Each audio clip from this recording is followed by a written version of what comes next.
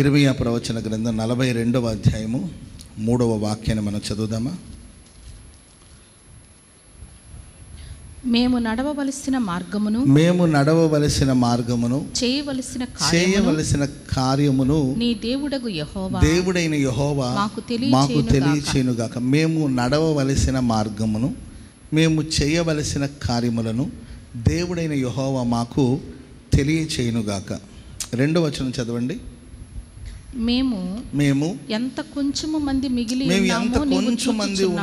ఉన్నామో నీవు చూచుచున్నావు కదా. చూస్తున్నావు కదా సార్, చిత్తగించి. హలో, చూస్తున్నారు కదా మీరు. మేము ఎంత తక్కువ మంది చూస్తేనే మీకు అర్థమవుతుంది కదా. మేము ఎంత కృషించి ఎంత కొంచెం మందిగా ఉన్నామో నీవు చూస్తున్నావు కదా.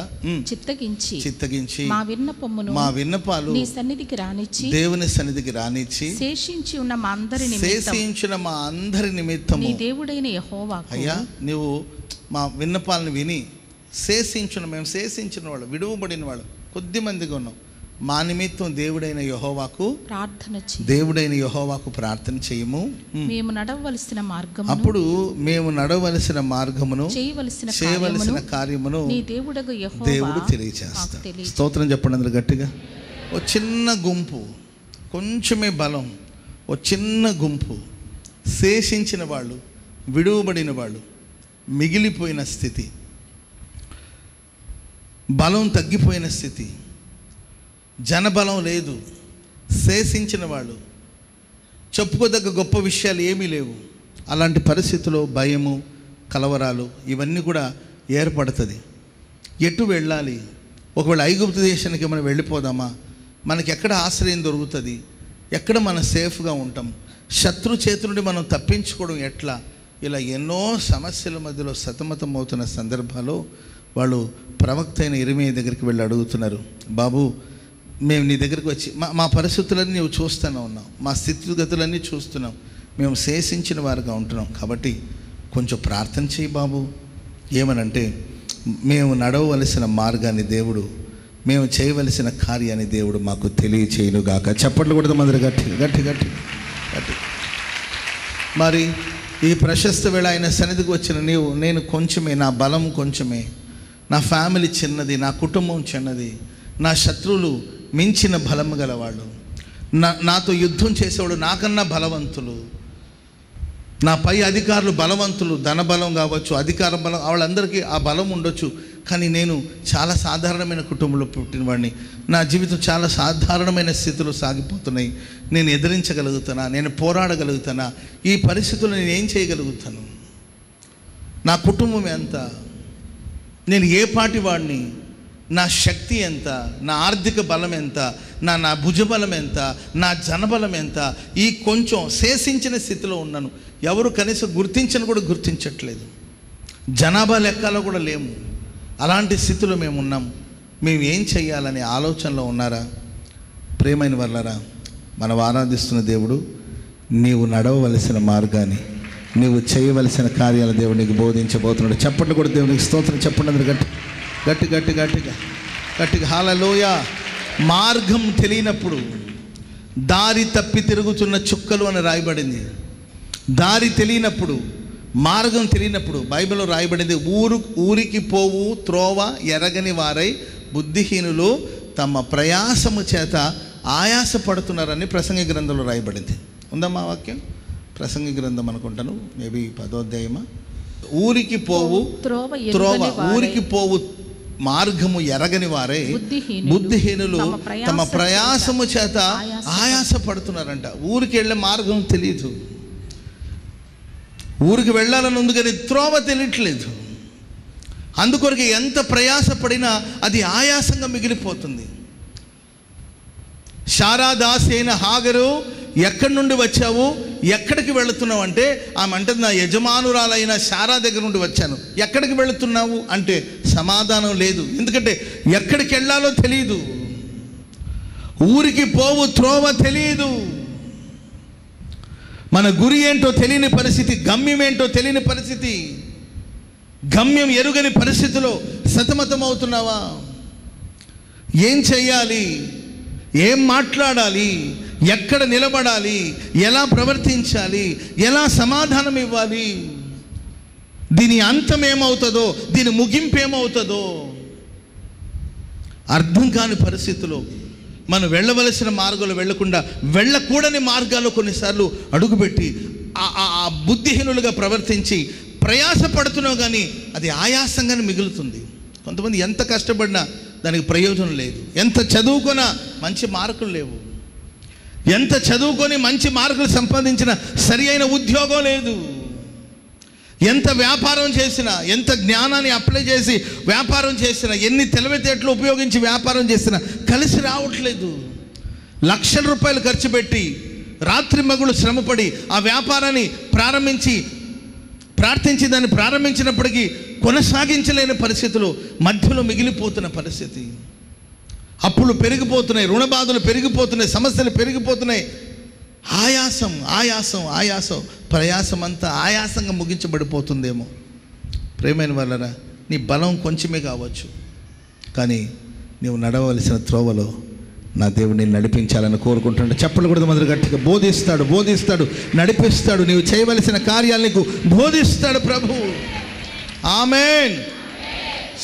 ఎక్కడి నుండి వచ్చావు, ఎక్కడికి వెళ్తున్నావు అంటే, అయ్యా ఎక్కడికి వెళ్ళాలో నాకు తెలియట్లేదు.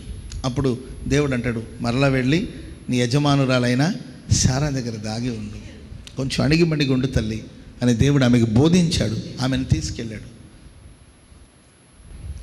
కడుపుతో ఉన్న అమ్మాయి అరణ్యంలో అటు ఇటు తిరుగుతుంటే ఏ ప్రమాదాలైనా పొంచి ఉండొచ్చు. కాబట్టి నువ్వు భయపడవద్దు, వెళ్ళు. అయ్యా వాళ్ళు నన్ను టార్చర్ పెడతారేమో, అయినా వెళ్ళు, నేను నీకు బోధిస్తున్నాను. నువ్వు వెళ్ళవలసిన మార్గం ఇది.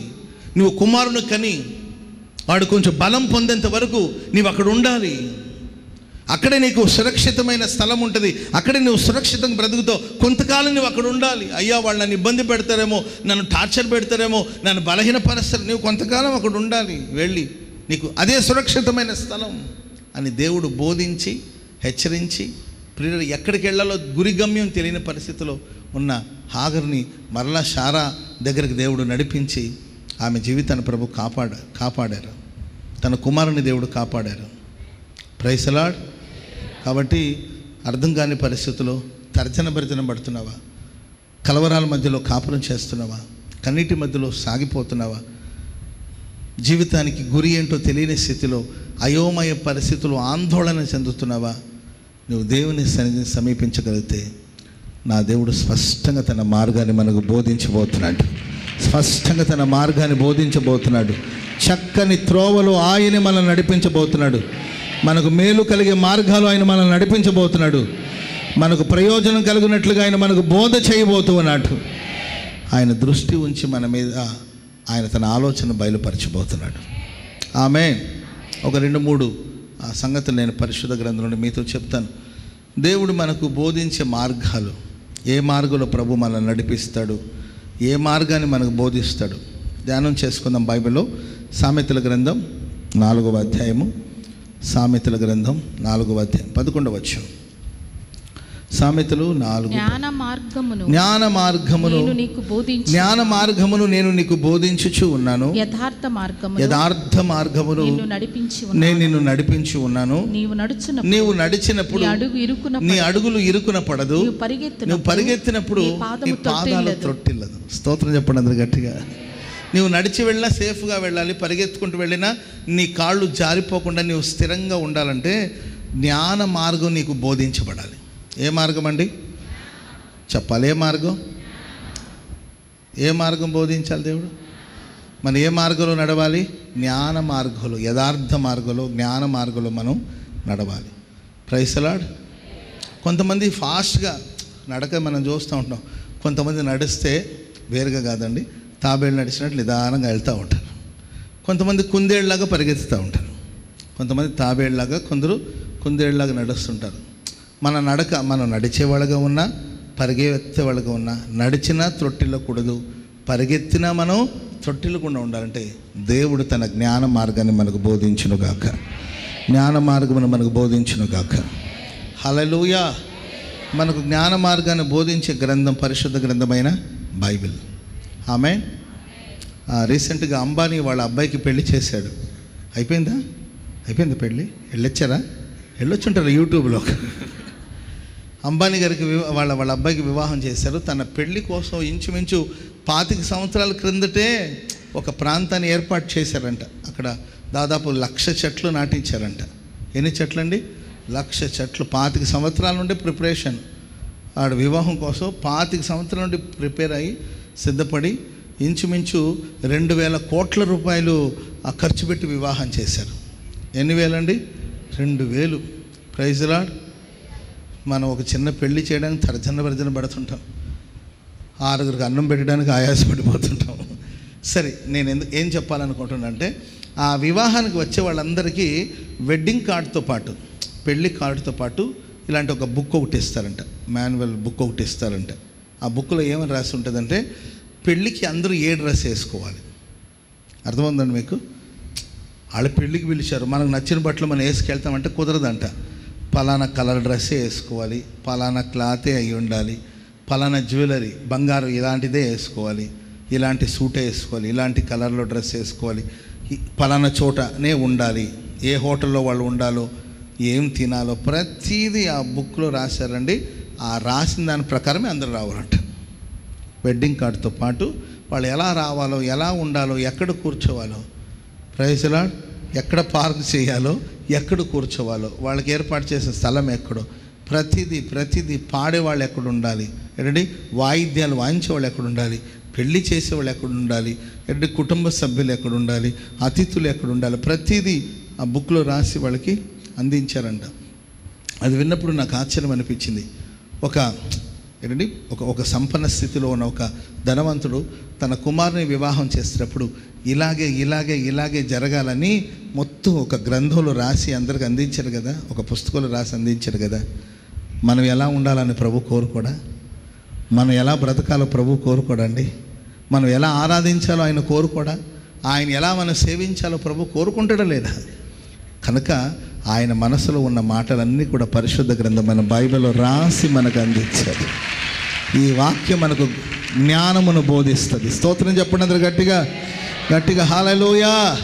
జ్ఞానాన్ని బోధిస్తుంది గ్రంథం.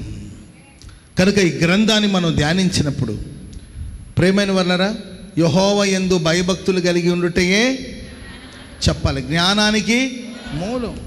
లోకంలో జ్ఞానం సంపాదించాలంటే గ్రంథాలు చదవాలండి, పుస్తకాలు చదవాలండి, గూగుల్లో సెర్చ్ చేయాలండి, అవి వినాలండి ఇవి వినాలండి అని చెప్పి జ్ఞానాన్ని సంపాదించడం కోసం మనుషులు ఏదో ఆలోచిస్తూ ఉంటారు. కానీ బైబిల్ చెప్తుంది జ్ఞానానికి మూలం.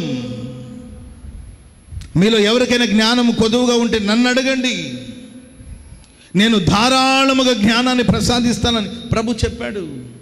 ఈ జ్ఞానం మనకు ఎలా అనుగ్రహించబడుతుందంటే, యెహోవా యందు భయభక్తులు కలిగి ఉండుటయే జ్ఞానానికి మూలం. దేవుని భయం, దైవ భక్తి జ్ఞానానికి మూలం. ఈరోజు ఎందుకు నీవు అవివేకంగా ప్రవర్తిస్తున్నావు, ఎందుకు అజ్ఞానిగా ప్రవర్తిస్తున్నావు? నీకు జ్ఞానం లేకపోవడానికి గల కారణాలు ఏంటంటే దేవుని యందు భయభక్తులు నిలపకపోవడం వల్లే. ఆనాడు సొలొమోనుకు దేవుడు జ్ఞానాన్ని ప్రసాదించాడంటే దానికి కారణం ఏంటంటే దేవుని సన్నిధికి వచ్చాడు, దేవుని సన్నిధిలో భయం కలిగి ఆయన ప్రార్థించాడు. ఆ దేవుని సన్నిధిలో ఎలా నడుచుకోవాలో, ఎలా ప్రవర్తించాలో, ఆ భయం, ఆ ఫియర్ అనేది ఎవరికైతే ఉంటుందో వాళ్ళు జ్ఞానవంతులుగా మార్చబడతారు. వాళ్ళకి జ్ఞాన మార్గం బోధించబడుతుంది. అప్పుడు నువ్వు త్రొట్టిల్లవు, కుడి ఎడమలకు తొలగిపోకుండా ఉంటావు. ఆ జ్ఞానంలో ఉన్న లోతు నీకు అర్థమవుతుంది, ఆ జ్ఞానంలో ఉన్న ఎత్తేంటో నీకు తెలుస్తుంది, ఆ జ్ఞానంలో ఉన్న వెడల్పేంటో నీకు తెలుస్తుంది. ఆమెను చెప్పండి గట్టిగా. ఒక ప్రాబ్లం వచ్చిందనుకోండి, దానికి ఒకటే పరిష్కారం. లోక జ్ఞానం అంటే ఆపరేషన్, సర్జరీ చేయాల్సిందేనండి అంటారు వాళ్ళు. సర్జరీ తప్పనిసరి, సర్జరీ పడుతుందండి, సర్జరీ చేయాలి. అది వాళ్ళకి తెలిసిన మార్గం అదే. ఇంకా అక్కడ ఆపరేషన్ అవసరమా లేదా తర్వాత సంగతి. సర్జరీ చేస్తే కానీ ఈ ప్రాబ్లం సాల్వేషన్ తెలియదండి, ఇది ఒక్కటే మార్గం అని వాళ్ళు అంటారు. కానీ దైవ జ్ఞానంతో నింపబడిన వాడికి ఓ సమస్య కనబడితే దాని పరిష్కారానికి దేవుడు 7 మార్గాలు చూపిస్తాడు. చెప్పండి కూడా మొదలు గట్టిగా హల్లెలూయా. మందులతో తగ్గించవచ్చు, ఆపరేషన్ చేయొచ్చు, చిన్న హోల్ ఒకటి వేసి దాని ద్వారా ఆపరేషన్ చేయొచ్చు, లేదా గుండె అంతా కోసి పెద్ద ఆపరేషన్ చేయొచ్చు. ఏంటండి, ఇలా ఒక సమస్య వస్తే దాని నుండి వెలుపటికి రావడానికి పరిష్కారాన్ని దేవుడు అనేక మార్గాలు మనకు చూపిస్తారు. ఇదే జ్ఞానం. ఆమేన్. ఇది తప్పనిసరికి చేసేది ఏం లేదు, చేతులు ఎత్తేసారు అంటూ ఉంటారు. అదొకే మార్గం. ఆ బంధువులందరికీ పిలిచేసేయండి, వాళ్ళేం చెప్పేది మనకు బంధువులను పిలుచుకోవాలండి, అవసరమైతే పిలుచుకుంటారు, డాక్టర్లు చెప్పేది బంధువులందరికీ చెప్పేసుకోండి, అయిన వాళ్ళందరికీ పిలిచేసుకోండి. ఇష్టమైన ఆహారం ఏదైనా ఉంటే వడ్డిచ్చేసానంటే 10 రోజులు బతికోడు ఏంటంటే 10 గంటల్లోనే పోతాడు. ఏంటంటే ఇష్టమైన ఆహారం అంతా పెట్టు. వాళ్ళకి తెలిసిన మార్గం అదే. లాస్ట్ స్టేజ్లో ఉంది, చివరి స్టేజ్లో ఉంది, ఇంకా అసంభవం. ఈ అమ్మాయి జీవితం ఇంకా బాగుపడదు, అయిపోయింది, ఇంకా అంతే, ఇక గందరగోళం అయిపోయింది, గోలైపోయింది, అలరపాలు అయిపోయింది, ఇక కష్టమే. ఈ అమ్మాయి జీవితం మారదు, ఇంకా ఈ బ్రదర్ లైఫ్ ఇక మారదు. ఎందుకంటే ఇప్పటికే పనికి మాల పనులంతా పడి ఇక మార్పు అనేది జరగదు, ఇక ఇతడు మారడు, ఇదే పరిష్కారం అని లోకంలో ఉన్న వాళ్ళకి ఒకటే పరిష్కారం కనబడుతుంది. ఇది తప్ప ఇక వేరొక మార్గం లేదు. దేవుడు ఒక వ్యక్తికి దైవ జ్ఞానాన్ని ఇస్తే ఆ సమస్య నుండి బయటికి రావడానికి దేవుడు ఎన్నెన్నో మార్గాలు తెరుస్తూనే ఉంటాడు. అందుకే కదండి మొదటికి ఏంటంటే ఈ సమయంలో నువ్వు మౌనంగా ఉన్నావు అనుకో, యూదులకు వేరొక దిక్కు నుండి సహాయం వస్తుంది. చెప్పండి కూడా మంది గట్టిగా ఏ దిక్కు దశలని ఆమె చూసేదానికేమో ఆమె తప్ప ఇంకెవరు లేరు హెల్ప్ చేయడానికి. ఎందుకంటే రాజనగర్లో ఉంది, సింహాసనం ఉంది, పట్టపురాణి, ఆమె తప్ప ఇంకొకరు ఆ సమస్య నుండి బయటికి తీసుకురాలేరు. ఆమె ఆధారము, ఆమె దిక్కు అనుకుంటాం మనం. అమ్మా ఇది నీ చేతులు కాదు, కాళ్ళు అనుకో. ఇప్పుడు కానీ నీవు మౌనంగా ఉంటే పరిస్థితి బాగోదు. ఏదో ఒకటి చేసి విడిపించమని అడగాలి. ఆయన అన్నాడు, నీవు మౌనంగా ఉన్నా ఏం పర్వాలేదు, ఈ సమయంలో నువ్వు మౌనంగా ఉంటే యూదులకు దేవుడు వేరొక దిక్కు నుండి సహాయం తీసుకొస్తాడు. ఆమేన్. చెప్పండి గట్టిగా హల్లెలూయా. సో మీకు ఒక ప్రాబ్లం వచ్చినప్పుడు దానిలో 10 మార్గాలు, దాని నుండి బయటకు వచ్చేదానికి 10 ద్వారాలు కనబడుతున్నాయా, లేకపోతే ఒకే గుమ్మమా, ఒకే ద్వారమా బయటికి రావడానికి? Praise the Lord. మీరు ఇప్పుడు చర్చిలో నుండి బయటికి వెళ్ళాలంటే మీకు ఎన్ని మార్గాలు ఉన్నాయి తెలుసా? అసలు మనకి ఎన్ని డోర్స్ ఉన్నాయి, ఎన్ని ద్వారాలు ఉన్నాయి, అవన్నీ తెలుసా అండి మీకు? అవన్నీ మాకు తెలియదండి. ఏంటంటే ముందు వెళ్తే ఇటొక మార్గం ఉంది, ఇటువైపు వెళ్తే ఇటొక మార్గం ఉంది. ఇప్పుడు ఇక్కడ 2 సెటర్స్ తీసి పెట్టారు, ఇటొక 2 డోర్లు ఉన్నాయి, ఇటు వెళ్ళాలంటే ఇటు వెళ్ళొచ్చు. లేదు బాబు మేము ఇటు వెళ్తామంటే అటొక దారి ఉంది. Praise the Lord. ఒకప్పుడు ఒకటే గుమ్మం, లేకపోతే 1-2 గుమ్మాలు ఉండేది. ఇప్పుడు ఇటు వెళ్ళొచ్చు, అటు వెళ్ళొచ్చు, ఆ తర్వాత ఇటు వెళ్ళొచ్చు, ఆ తర్వాత ఇటు వెళ్ళొచ్చు, ఎటైనా వెళ్ళొచ్చు. అట్లాగే మన లైఫ్లో ఒక ప్రాబ్లం వచ్చినప్పుడు దాని నుండి బయటికి రావడానికి జ్ఞానికైతే అనేక మార్గాలు దేవుడు చూపిస్తాడు. కొందరు కొన్ని సమస్యలకు జుట్టు పట్టుకొని ఎలా చేయాలి అంటుంటారా? దేవుడు జ్ఞాన మార్గాన్ని నీకు బోధిస్తాడు. ఈజీగా శ్రమల నుండి తప్పించబడతావు, ఇరుకుల నుండి విడిపించబడతావు, ఆపద నుండి తప్పించబడతావు. అద్భుతమైన సహాయాన్ని అందుకోబోతున్నావు. అందుకొరకు నా దేవుడు నీకు జ్ఞాన మార్గమును బోధించబోతున్నాడు, జ్ఞాన మార్గాన్ని బోధించబోతున్నాడు. ఇక నీవు త్రొట్టిల్లిపోవు, ఇక నీవు తొలగిపోవు, నీ కుటుంబం త్రొట్టిల్లిపోకుండా, నీ అడుగులు జారిపోకుండా, నీ పాదములు త్రొట్టిల్లకుండా నా దేవుడు చక్కని త్రోవలు నిన్ను నడిపించునుగాక. హల్లెలూయా. చెప్పండి గట్టిగా హల్లెలూయా.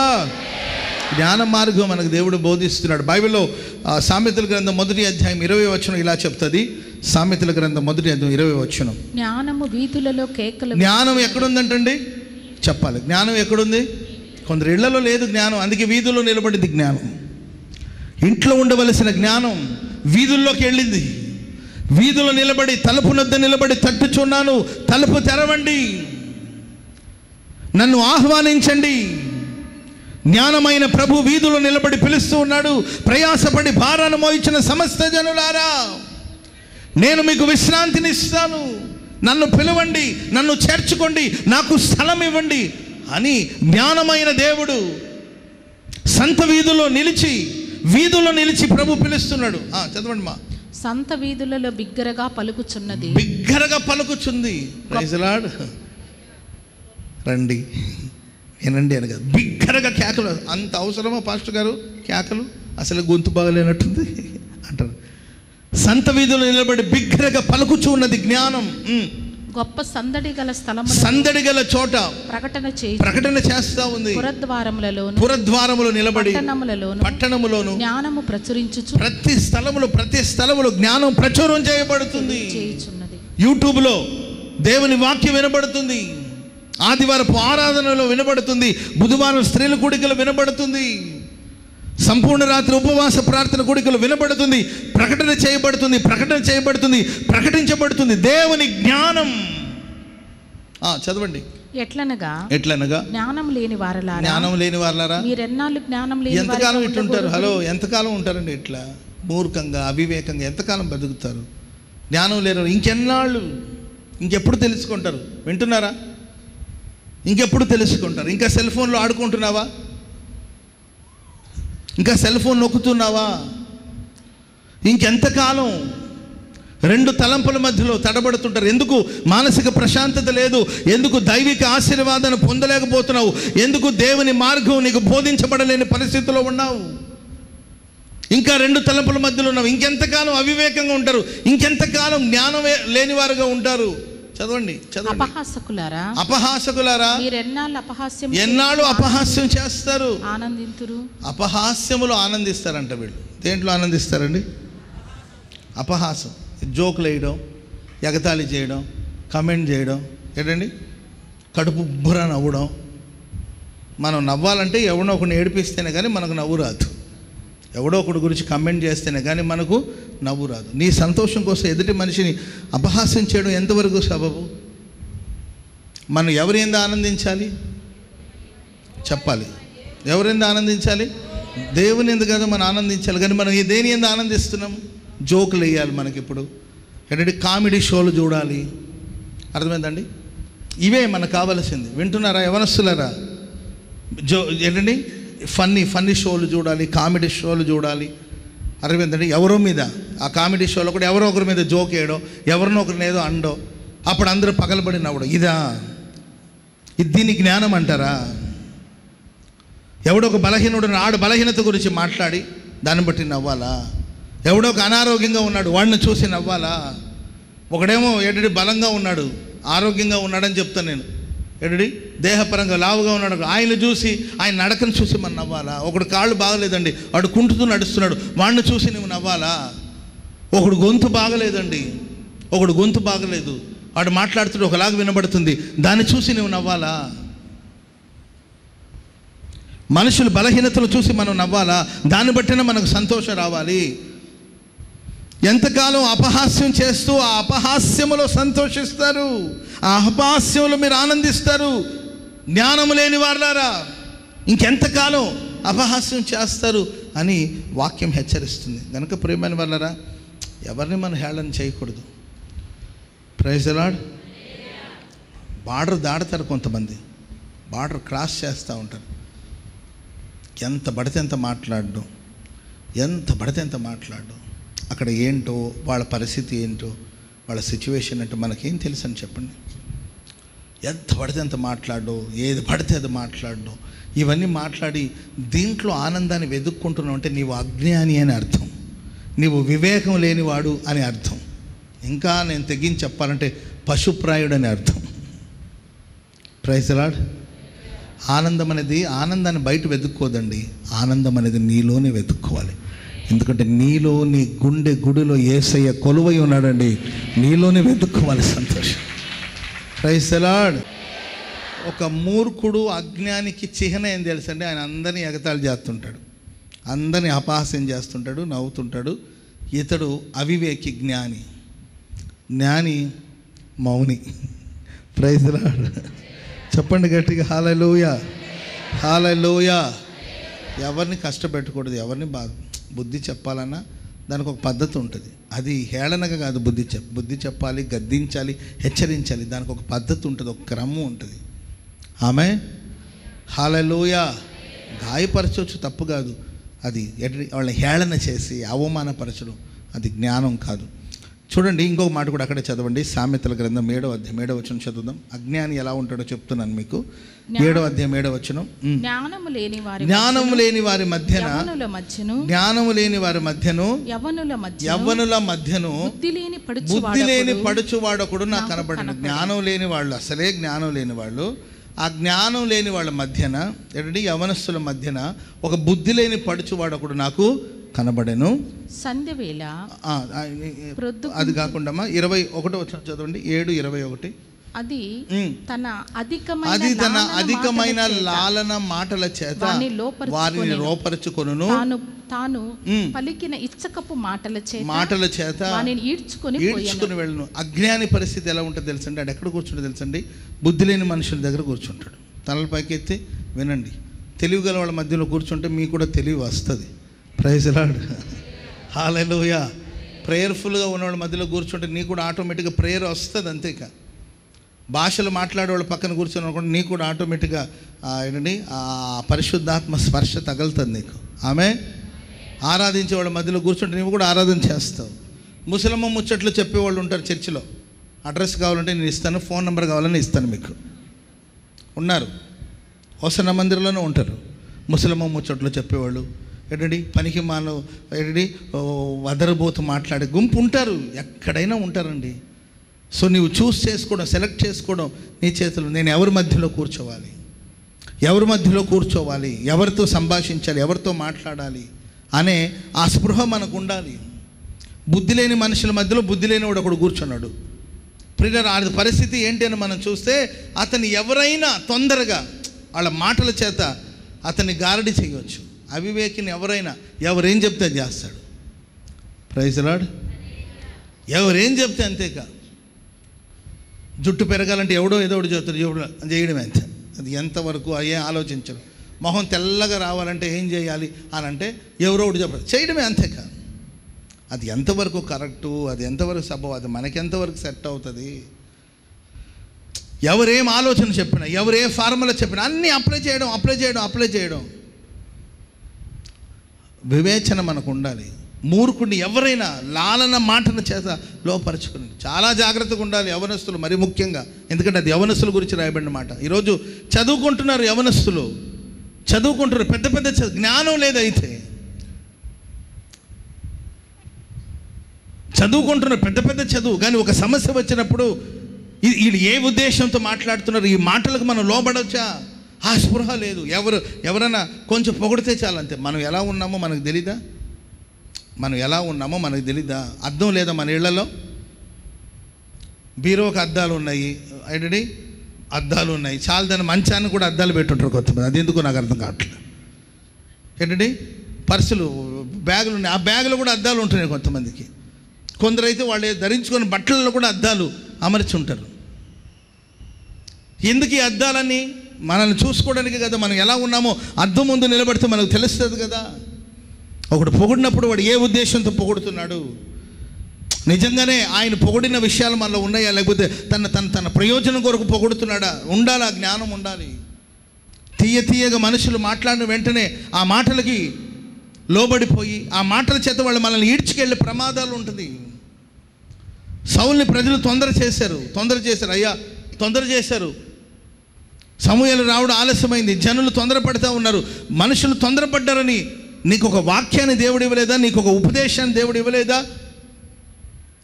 జ్ఞానం ఉండాలి కదా. సమూయేలు, నేను ఈ స్థితిలో ఉండడానికి కారణం ఎవరు? సమూయేలు వచ్చేదాకా ఆగాలి. జనం చెదిరిపోని. బలులు అర్పించడం కంటే మాట వినుంటే శ్రేష్టం కదా. దేవుడు ఏం చెప్పాడు? అమాలేకులను పూర్తిగా నిర్మూలపరచాలి. ఎందుకంటే అమాలేకులు సింహాసనానికి వ్యతిరేకంగా పోరాడుతుంటారు. వాళ్ళు సింహాసనానికి, ఉపదేశానికి, వాక్యానికి, దేవుని సింహాసనానికి వ్యతిరేకంగా పోరాడే మనుషులు వాళ్ళని పూర్తిగా నిర్మూలన చేయమని చెప్తే వాళ్ళలో మంచివి చెడ్డయ్యని నీవెవరు అయ్యా వేరియేషన్ చేయడానికి? దేవుడు ఏం చెప్పాడో అది చెయ్యాలి, అంతేక. ఆమెను చెప్పండి గట్టిగా. వాక్యం ఏం చెప్తుందో అది చెయ్యి, అంతేక. మనుషులు చెప్పిన మాట కాదు. వాక్యం ఏం బోధిస్తుంది, బైబిల్ ఏం చెప్తుంది, దేవుని ఆజ్ఞలు ఏంటి, దేవుని ఉపదేశాలు ఏంటి, వాటిని కదా మనం ఫాలో అవ్వాల్సింది. Praise Lord. కొన్ని ఉండనిచ్చాడండి. మేకలు ఏంటండి, ఎడ్ల రెంకలు ఏంటండి, గొర్రెల అరుపులు, ఇవన్నీ వినబడుతుంది. సమూయేలు ఏం చేసావు సౌలు అని అడిగితే, నీ దేవుడైన యెహోవాకు బలులు అర్పించడానికి బలి ముఖ్యమా, భక్తి ముఖ్యమా అండి? చెప్పండి. బలి ముఖ్యమా, దైవభక్తి ముఖ్యమా? మనకు దైవభక్తి కదండి ముఖ్యం. ప్రైజ్ లార్డ్, హల్లెలూయా. మీరు చిల్లర మార్చి సందాలు వేయడం ముఖ్యమా, లేకపోతే మీ జీవితాలు పవిత్రంగా ఉండడం ముఖ్యమా? చెప్పండి. మీరు చందాలు వేసి కానుక ఇవి ముఖ్యమా, లేకపోతే మీ జీవితాలు ముఖ్యమా? చెప్పండి. చేసే పాపాలని చేసాం, కానుకలు చేసాంలే, పాపం పోతుంది అనుకుంటే ఎట్లా? పాపాలు పోగొట్టుకోవడానిక మీరు అర్పణలు అర్పిస్తుండేది? ఏబేలు అర్పణను దేవుడు అంగీకరించాడు. ఎందుకంటే ఏబేలు నీతిమంతుడు కనుక అతని అర్పణను దేవుడు అంగీకరించాడు. చెప్పండి కూడా మందరు గట్టిగా. అర్పణ కన్నా అర్పించే వ్యక్తి జీవితం ముఖ్యం. ఆమేన్. లోకల్ వాళ్ళు చేసిన పాపాలన్నీ పోగొట్టుకోవడానికి తీసుకెళ్ళి ఏదో చందాలు వేసేసాం, 100 మందికి భోజనాలు పెట్టేసాం, ఆ పాపాలు పోతే అని అనుకుంటున్న వాళ్ళు మూర్ఖత్వం అది. మనం చేసిన మంచి పనుల వల్ల చేసిన చెడు పనులు పోవు. మంచి పని చేసేసాను, చెడు పనులు బ్యాలెన్స్ అవుతుందంటే ఎట్లా? జీవితం మారాలి, బ్రతుకు మారాలి, మాట మారాలి, చూపు మారాలి, నీ ఉద్దేశం మారాలి, క్రీస్తును పోలి నడుచుకోవాలి నువ్వు. Praise the Lord. చెప్పండి గట్టిగా హల్లెలూయా. సౌలు మీరు చూడండి, అర్పణలు తీసుకో, అవి కాదయ్యా ముఖ్యం. దేవుని మాట ఏం చేసావు? దేవుని మాట సంగతి ఏంటి? నీ జీవితంలో దేవునికి అహిష్టమైనది, దేవునికి ఇష్టం లేనిది, సింహాసనానికి వ్యతిరేకంగా పోరాడుతున్న పోరాటాలు ఒకళ్ళ మీలో ఉన్నాయేమో, వాటిని పోగొట్టాలి. ముందు అవి తీసివేయాలి. అవి తీసేయకుండా నేను ప్రార్థనకు వచ్చాను, నేను ఇక్కడ వాలంటరీగా ఉన్నాను, నేను ఇక్కడ సంఘ పెద్దగా ఉన్నానంటే ఏం చేసుకుందాం చెప్పండి?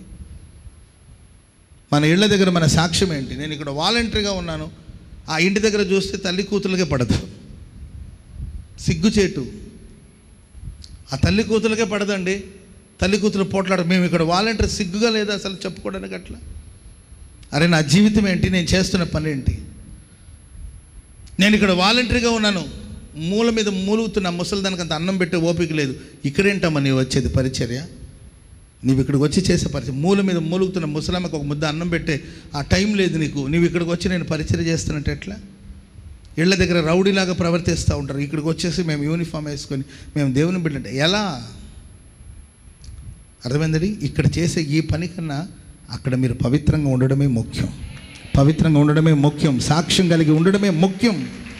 Praise the Lord. చెప్పండి గట్టిగా హల్లెలూయా. నేను ఇక్కడ వాలంటరీగా ఉంటున్నాను అని చెప్పుకుంటూ నువ్వు ఏదో ప్రేమలో తేలుతున్నావు అనుకో, అక్కడ సిగ్గుచేట, అవన్నీ అవమానం. అది సంఘానికి కాదండి, సంఘానికి కాదు, దేవుని నామానికి అవమానం. సంఘానికి ఏదో చెడ్డ పేరు తెస్తాను నేను ఎప్పుడు అనుకోను. సంఘం దేవుడిది, దాన్ని ఒకటి చెడగొట్టాలంటే చెడిపోయేది కాదు. దేవుని నామానికి అవమానం తెస్తున్నావు నువ్వు. ఎవరైనా కావచ్చు, ఒక విశ్వాసి కావచ్చు, ఎవరైనా కావచ్చు. బలులు కాదు ముఖ్యం, దేవుని మాట వినుట శ్రేష్టం. అవివేకికి ఏంటంటే ఎవరేం చెప్తే అది వినేయడం, ఎవరేం చెప్తే దాని రైటా రాంగా ఆ వివేచన లేదా? ఎందుకు మాట్లాడుతున్నారు అసలు, ఇది ఏ ఉద్దేశంతో మాట్లాడుతూ అది ఉండాలి మనకు. ఎవడో ఒకటి మెసేజ్ పెట్టాడు నీకు, అంతేకా నువ్వు దేవతలాగా ఉన్నావు అనేసి. నువ్వు దేవతవా ఏంటో నీకు తెలీదా? ప్రపంచంలో నీ అంత అందగాడు లేడు అని అన్నారు అనుకోండి, నీ జ్ఞానం లేదా? నువ్వు ఎలా ఉన్నావు, నువ్వు అందంగా ఉన్నావు, మందంగా ఉన్నావా? మనకు తెలీదా? చెప్పండి. నీకు తెలీదా? నాకు తెలీదా? నీకు తెలీదా? ఎవరి అమ్మాయి ఎవరు? నాకెందుకు? నా నంబర్ ఈ అమ్మాయికి ఎవరు ఇచ్చారు? అర్థమైందండి? ఎట్లా సంపాదించింది నా నంబర్ ఈ అమ్మాయి? ఎక్కడ అమ్మాయి ఈ అమ్మాయి? ఈ అమ్మాయి నాకెందుకు మెసేజ్ చేసినట్లు ఉండాలి కదండి. అమ్మో ఎవరో ఎవరో ఎవరో ఎవరో ఎవరో ఎవరో అని, అర్థమైందండి? ఉత్సాహం. మూర్ఖుడివి నీవు, మూర్ఖుడివి నీవు. ఏంటంటే ఉత్సాహం ఎక్కువ అయిపోయి మాట్లాడి మాట్లాడి మాట్లాడి మాట్లాడి మాట్లాడి మొత్తం చాటింగ్. ఒకసారి మొహం చూపించవా, ఒకసారి మొహం చూపించవా అంటే ఇప్పుడు కాదులే, ఇప్పుడు కాదులే, అప్పుడు కాదులే అంటుంటుంది. నాకు సిగ్గేస్తుందిలే, ఇప్పుడు కాదులే అంటుంటుంది. ఒకసారి మొహం చూపించవా, ఒకసారి ముఖం చూపించవా అని ఇప్పటికి 3 ఏళ్ళు అయింది. మొహం చూపించకుండానే ఏంటండి 3 లక్షలు కూడా పోయింది. మోసపూరితమైన మనుషులు ఉన్నారు. అర్థమైందండి? ఏమనుకోద్దు, అడగాలంటే నాకు కొంచెం లాగుంది కానీ ఏం చేయలేకపోతున్నాను అని మళ్ళీ ఈ ఏడుపు. ఆయన వెంటనే హృదయం ద్రవించిపోవడం, ఐస్ క్రీమ్ లాగా అటండి కరిగిపోవడం. బేబీ ఏమైంది బేబీ? మొహం చూపించలే ఇప్పుడు. ఆ బేబీ ఎవరో ఇప్పటికి దొరకట్లా. జ్ఞానంగా ఉండండి. ఆడపిల్లలు జ్ఞానంగా ఉండాలి, మగపిల్లలు జ్ఞానంగా ఉండాలి, యవనస్తులు జ్ఞానంగా ఉండాలండి. తన లాలన మాటల చేత ఈడ్చుకుంటూ వెళ్ళిపోతుంది. ఒకరోజు ఆమె ఇల్లు పాతాళానికి దిగిపోతుంది. అందుకే బైబిల్ అంటది, ఎందుకు మా జీవితం ఇలా అయిపోయింది, మేము ఏం చేయాలంటే దేవుడు అంటే, నేను నీకు జ్ఞాన మార్గాన్ని బోధిస్తాను, ఆ మార్గం నడవాలి. ఎవరినైనా వంచాలని మనుషుల మాటలు చెప్తారు. దావీదు దగ్గర కూడా వచ్చారు, సౌలుని చంపేసి ఇది దేవుడికి ఇచ్చిన సమయం అన్నాడు. దావీదుకు ఒక సెన్స్ పనిచేస్తుంది. Praise Lord. లేదు అతను అభిషేక్తుడు, అతని జోలికి వెళ్ళకూడదు నేను. అతని అభిషేకం ఇంకేం అభిషేకం అయ్యా, ఇంకేం అభిషేకం, వాడు సౌలు వాడు ఎవడన్నా కానీ బాబు, నేను మాత్రం దేవుని చేత అభిషేకించబడినవాడు కానీ చూస్తాను అంతే. ఆమెను చెప్పడం గట్టిగా. సేవకుల మీద నోరు పారేసుకోవడం ఏంటండి, దేవుని బిడ్డల మీద నోరు పారేసుకోవడం, ఇవన్నీ మంచిది కాదు. చంపేసే సమస్యలు తీరిపోతాయి. No, never. నేను ఆ పని సరే నీవు చెయ్యొద్దు, నీవు అని నేను చేసేస్తాను, నీ ఒక్క మాట చెప్పు చంపేస్తాను, వద్దు. చెప్తారండి బోధించేవాడు రకరకాలు చెప్తారు. మనకు ఆ జ్ఞానం, ఆ నాలెడ్జ్ ఉండాలి. ఆ నాలెడ్జ్ మనకు కావాలంటే, ఆ విజ్డమ్ మనకు కావాలంటే దేవుడు మనకు ఆ జ్ఞానాన్ని, ఆ జ్ఞాన మార్గాన్ని ప్రభు బోధించునుగాక. హల్లెలూయా. చెప్పండి గట్టిగా హల్లెలూయా. ఆ షిమి అనేవాడు ఉంటాడు, వాడు శపిస్తూ ఉన్నాడు. చుట్టూ ఒక్క మాట చెప్పు దావీదు కొట్టి చెప్పేది, వదిలేయండి రా బాబు, వదిలేయండి. Praise Lord. ఒక మాట చెప్పండి అన్న చాలా అంటుంటారు కొంతమంది. అర్థమైంది? ఒక్క మాట చెప్పండి అన్న, మేము చూసుకుంటాం. మీరేంది చూసుకునేది? దేవుడు చూసుకోవాలి. ఆమెను చెప్పండి గట్టిగా. ఒక్క మాట చెప్పండి అన్న, ఈగ వాలకుండా చూసుకుంటా, ఒక్క మాట చెప్పండి అన్న అంటారు. Praise Lord. మనుషులు ఎంతకాలం మనల్ని సంరక్షిస్తారు, మనుషులు ఎంతవరకు కాపాడు, దేవుడు మనల్ని కాపాడాలి. వాగనివ్వండి రా బాబు, మాట్లాడనివ్వండి. అతడు వాగుతున్న ఆ వాగుడు విన్నాన్న దేవుడు నాకు తప్పక సహాయం చేస్తాడు. ఓ రోజు వచ్చిందండి, అదే షీమి వచ్చి కాళ్ళ మీద పడ్డాడు. ఆ రోజులు వస్తాయి అంతే. ఇక మనుషులు వాగడు. ప్రతిదానికి మనం అడ్డగాడిదలందరికీ ఉత్తరం చెప్పాల్సిన అవసరం మనకు లేదు. మన మాటలు విలువైనది. ఆ మాటల్ని పందుల ముందు ముత్యాలు జల్లితే దానికి తెలుస్తుందా? ఏంటండి, ముత్యాలు తీసుకెళ్ళి పందుల ముందు జల్లితే దానికి తెలుస్తుందా? Praise Lord. ఆ ముత్యాల వ్యాపారికి తెలుసు ఆ ముత్యాల విలువ. ఆమెను చెప్పండి గట్టిగా హల్లెలూయా. నీ విలువ వాళ్ళకేం తెలుసండి, నీ విలువ వాళ్ళకి తెలీదు. అప్పుడున్నప్పుడు నేను విలువైన వాడిని, నేను ఎంతో ప్రశస్తమైన వాడిని, నీవేం చెప్పుకోవాల్సిన అవసరం లేదు. నా పేరు ప్రశస్త అండి, నేను ప్రశస్తమైన దాన్నండి, నీవెవరికి చెప్పుకోవాల్సిన అవసరం లేదు. Praise Lord. పక్కన వాళ్ళకి చూసి చెప్పండి, ఎవరికి మనం చెప్పాల్సిన అవసరం లేదు. మన విలువలు ఎవరికి మనం చెప్పాల్సిన అవసరం లేదు. మన విలువైన వాళ్ళమే. చేతులు పట్టుకొని చెప్పండి, మన విలువైన వాళ్ళని చెప్పండి. మన విలువైన వాళ్ళం, దేవుని దృష్టిలో మన విలువైన వాళ్ళమే. హల్లెలూయా. నన్ను ఎవరు అర్థం చేసుకోవట్లేదు పాస్టర్ గారు. అర్థం చేసుకోకపోతే ఆడు కర్మ, అది వాడు దరిద్రుడు. మనల్ని అర్థం చేసుకోకపోతే ఆడికి నీవు అర్థం అయ్యేటట్లు చెప్పాల్సిన అవసరం లేదు. ముత్యాలను తీసుకెళ్ళి పందుల ముందు వేస్తున్నామంటే అది అవివేకమే కదండి. ఆమె చెప్పండి గట్టిగా హల్లెలూయా. హల్లెలూయా. దావీదును కూడా రెచ్చగొట్టేవాళ్ళు ఉంటారు, రెచ్చగొడుతుంటారు. మనం రైట్ ఏంటో రాంగ్ ఏంటో తెలుసుకొని ముందు ఒక గుడ్డ కొనేటప్పుడు ఎన్నిసార్లు, ఒక గుడ్డ ముక్క కొనేటప్పుడు ఎన్నిసార్లు చూస్తారమ్మా మీరు? ఈ కలర్లో ఆ డిజైన్ లేదా అంటారు ఏంటండి. ఆ తర్వాత ఇంకొకటి తీసుకొస్తే ఆ కలర్లో ఈ డిజైన్ లేదా అసలు. అయ్యో, అంచు కొంచెం ఎక్కువగా ఉన్నట్టుంది, ఇప్పుడు ఏం చేయాలి చెప్పండి? కొంచెం ఎక్కువగా ఉన్నట్టులా ఈ అంచు ఏమ్మాయి కదా అంటుంటే అవునా కాక అవునా అంటారు. కొంచెం ఇదైతే బాగుంటుంది, ఇప్పుడు ఏం చేయాలి చెప్పండి? ఎంత ఏంటండి హారాలు తీసి. Praise Lord. హల్లెలూయా. అన్నీ గమనించుకునే కదా తీసుకుంటాము. లోకంలో ఇంత జ్ఞానం ఉంది కదా, జీవితం పట్ల ఎందుకు శ్రద్ధ నిలపలేకపోతున్నాను? ఆమె కూరగాయలు కొనేటప్పుడు ప్రతి కూరగాయలు, అది ఎంత పెద్ద మాకు సరే ఒకటో రెండో పుచ్చిపోయింది అనుకో, పోనీ ఏమైంది చెప్పండి? బెండకాయలన్నీ విరిస్తే నెక్స్ట్ వచ్చిన వాళ్ళు కొనాలిగా. బెండకాయలన్నీ విరిసి ఏం చేస్తున్నట్టే అటు చూడాలయ్యా అని బెండకాయలన్నీ విరిసి దాన్ని తోక విరిసి పెడితే అయ్యో బాగలేదండి అని వెళ్ళామనుకో, దాన్ని ఎవడు కొంటాడు చెప్పండి మళ్ళీ వచ్చి? దీని గురించి ఇంత శ్రద్ధ ఉంది కదా నీకు. Praise Lord. చెప్పండి గట్టిగా హల్లెలూయా. కూరగాయలు కొనడంలో ఆ జ్ఞానం చూపిస్తున్నావు, ఒక వస్తువు కొనడంలో ఆ జ్ఞానం చూపిస్తున్నావు. ఏంటండి, కొట్లోకి వెళ్ళి మా పాస్టర్ గారు ఒక ఆయన ఉన్నాడండి, ఇప్పటికీ ఉన్నాడు, మహానుభావుడు. ఆయన ఎప్పుడైనా ఎక్కడికైనా వెళ్ళాలంటే నాకు భయం. ఒక 20 సంవత్సరాల క్రిందట గుంటూరులో ఎక్కడైనా బట్టలు కొనడానికి కానీ చెప్పులు కొనడానికి కానీ వెళ్ళామనుకోండి, వెళితే ఎన్ని ఉన్నాయో అన్నీ పరిపించేవాడు. అట్లని అది ఇవ్వండి, ఇది ఇవ్వండి, అది ఇవ్వండి, ఇది ఇవ్వండి అనేవాడు. నేను అనేవాడు, ఒరే నువ్వు కొనే ఆలోచన ఉందా, చూసేదానికి ఏముందిలే అన్నయ్య అనేవాడు. ఒరే వాడు కొడతారా మన అనంటే ఊరికి చూద్దాంలే అన్నయ్య, కొందాంలే అన్నయ్య అని చెప్పి అది ఇది అని మొత్తం తీసి చూసి క్లాత్ చెక్ చేసి గంటలండి. ఆ తర్వాత చెప్పులు స్టాండ్లో ఉంటాయి కదండి, అవన్నీ తీసేసుకొని అట్లా నడిచి ఇట్లా నడిచి చేస్తూ ఉంటే నాకు ఇంకొకటి ఉండేవాడి ఫ్రెండ్, ఆడితో చూసారే ఈడు కొనేటట్లేడ్రా, అన్నీ తీపిచ్చాడు, ఆ కొట్లు వాళ్ళు మన ముగ్గురుని కొట్టేటట్టు. నేను ఇప్పుడు చూస్తూ ఉంటాను, నేను వచ్చేస్తానని మేము చిన్నగా బయటకు వచ్చేవాళ్ళం. వాడు చివరికి మొత్తం మీద కొనేవాడు. ఏం తెలుసండి, ఒక ఖర్చీపు కొనుక్కొచ్చేవాడు బయటికి.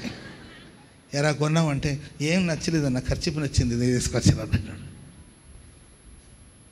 ఎన్ని తెలివితేటలు, ఒక వస్తువును ఒక ఖర్చీపు కొనడానికి మొత్తం ఏంటండి చందన బ్రదర్స్లో ఉన్నాయి, మొత్తం ఏంటండి ఆ షెల్ఫ్లో ఉన్నాయని తీసుకొచ్చి బల్ల మీద లోక జ్ఞానం బాగానే ఉంది కదా, మరి దైవ జ్ఞానాన్ని సంపాదించి మనుషులు రకరకాలుగా మాటలు చెప్తూ ఏది వినిపించుకోవద్దు. వాక్యపు వెలుగులో గమనించి చూస్తే చక్కని త్రోవ, లేకపోతే జ్ఞాన మార్గం నీకు బోధించబడుతుంది. జ్ఞాన మార్గం బోధించబడుతుంది. చెప్పండి గట్టిగా హల్లెలూయా, చెప్పండి గట్టిగా హల్లెలూయా, హల్లెలూయా. సరే, ఇంకొక మాట, టైం అవుతుంది. అపోస్తుల కార్యాలు 2వ అధ్యాయం 28వ వచనం చదవండి. అపోస్తుల కార్యాలు 2వ అధ్యాయం 28వ వచనం. నాకు జీవ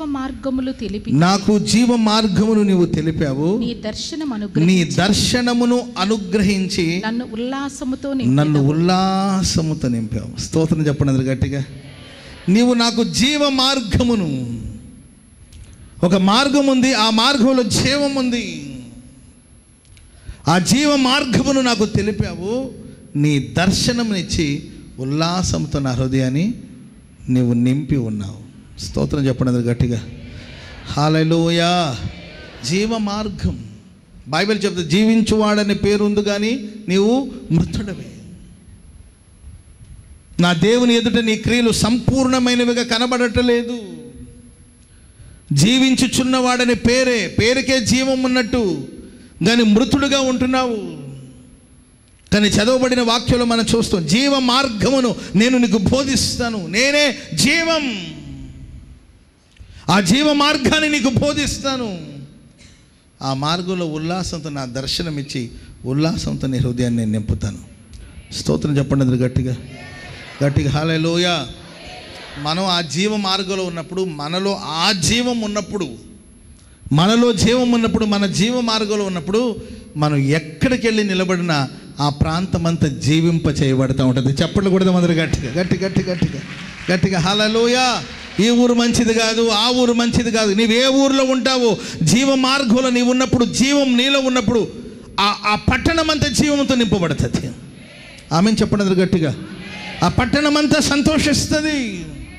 నువ్వు సంతోషించేవాడు అయితే, నీలో ఆ జీవం ఉంటే, నీలో ఆ దర్శనం ఉంటే, నీలో ఆ ఉల్లాసం ఉంటే, నీవెక్కడ అడుగు పెడతావో ఆ పట్టణం అంతా ఉల్లసించేటట్లుగా ప్రభు కార్యాలు చేస్తాడు.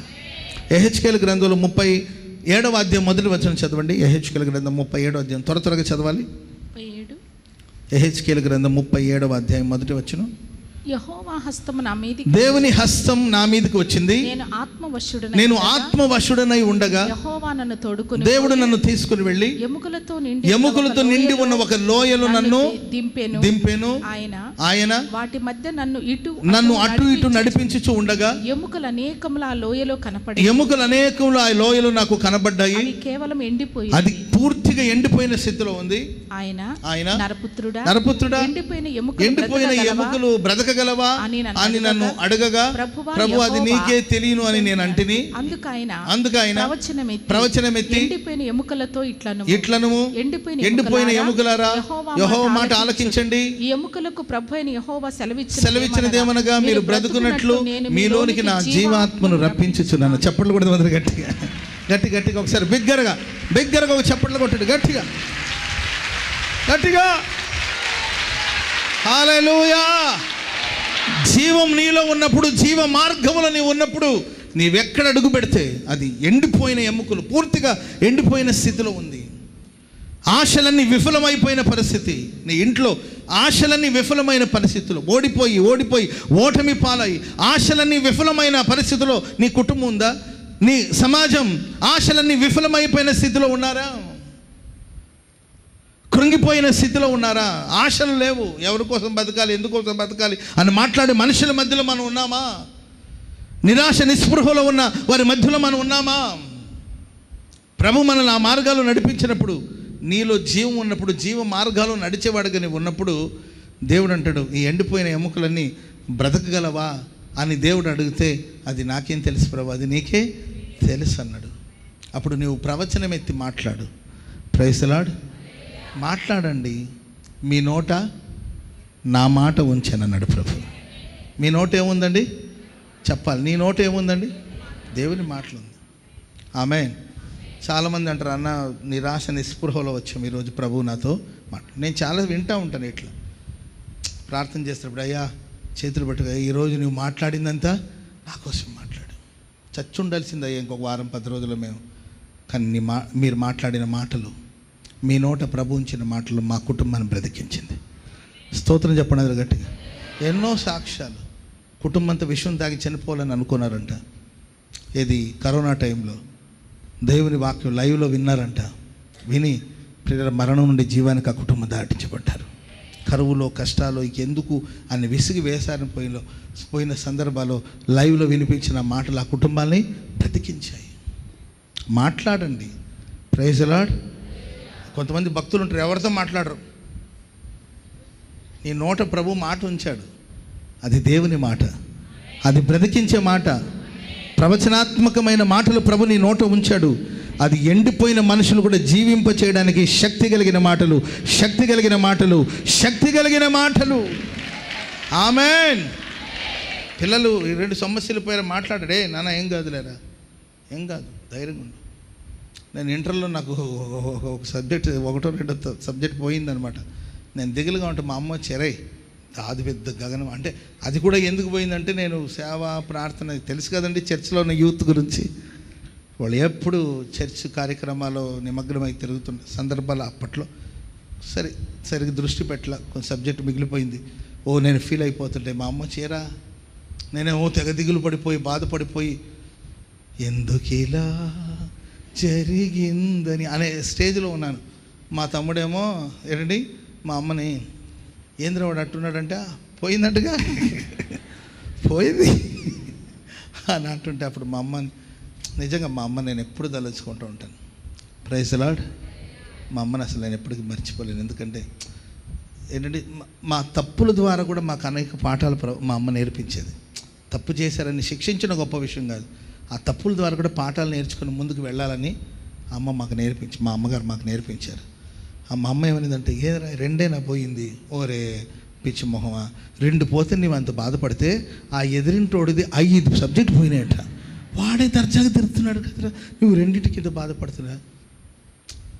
చదివే కదరా, సబ్జెక్టే కదరా పోయింది, జీవితాలు పోలేదుగా, ఇంకా చాలా అవకాశాలు ఉన్నాయిరా అని మా అమ్మ లే సన్నందిలే, అది పెద్ద. ఇప్పుడు నేను ఎవరేమన్నారు, మేమేమని అన్నామా?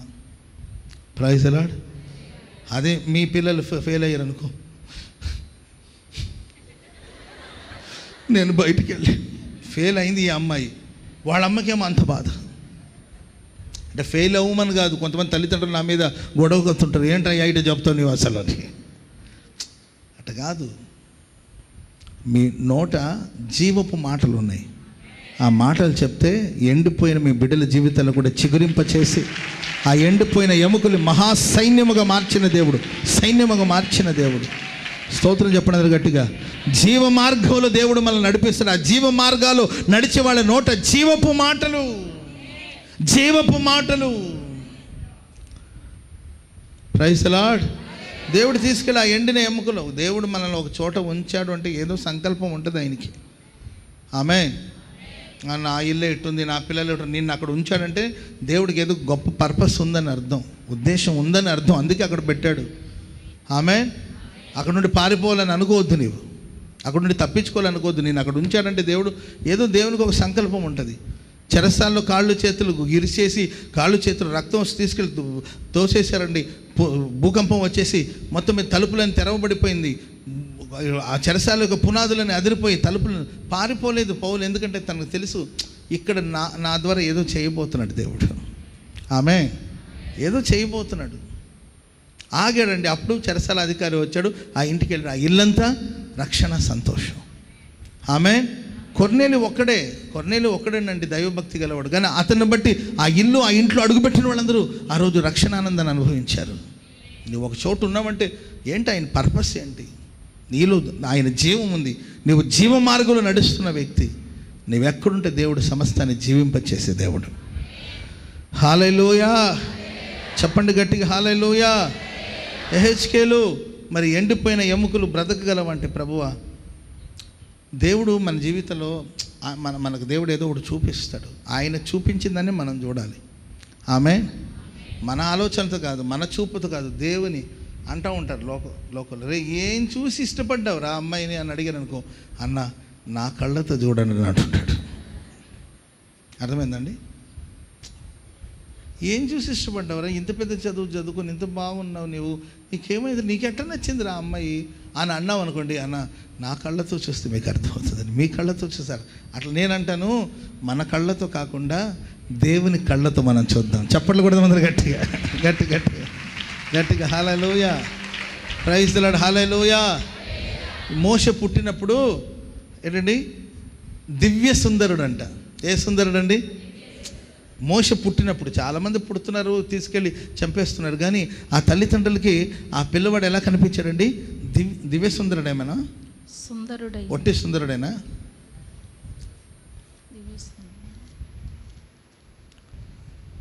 మోషే పుట్టినప్పుడు అతని తల్లిదండ్రులు ఆ శిశువు సుందరుడై ఉండుట. సుందరుడైన ఉందండి ఇక్కడ మనకు కొన్ని కొన్ని కొన్ని ఎక్కడుంది అది?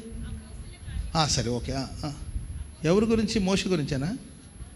చదువు 7:20.